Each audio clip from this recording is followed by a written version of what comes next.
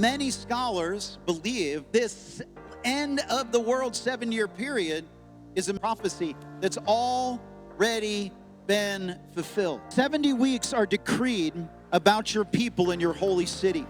That 70 weeks would be 490 years. That's how you would do the math. And what we call a decade 10 years, or 10 years is a decade. What the ancients would call 7 years, a 7-year period, would be called sevens. So he says 70 weeks are decreed, or 77s, about your people and your holy city, to finish transgression, to put an end to sin, to atone for iniquity, to bring in everlasting righteousness, to seal both vision and prophet, and to anoint the most holy.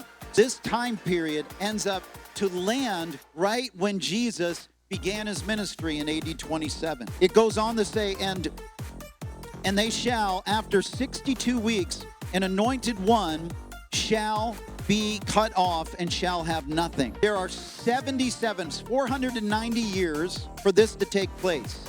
He says, know therefore and understood that from the going out of the word to restore and rebuild Jerusalem to the coming of the anointed one, a prince, there shall be 7 weeks, 483 years, 457 BC to 27 AD. Jesus' ministry began at 27 AD. But the 70th week is where a lot of theologians go say, wait, it all stopped here, and then we have one final week at the end of the world. But that is never mentioned in this scripture. You will not find this in the book of Daniel. It says that it'll be 70 weeks and this prophecy will be fulfilled. Jesus' ministry began. He is the anointed one. Daniel 9:26. And after 62 weeks, an anointed one shall be cut off and have nothing. Jesus, he was cut off and he was killed. And he shall make a strong covenant with many for 1 week, and for the half of the week he shall put an end to the sacrifice and offering. Jesus' ministry began in 27 AD. His ministry lasted how long? 3.5 years.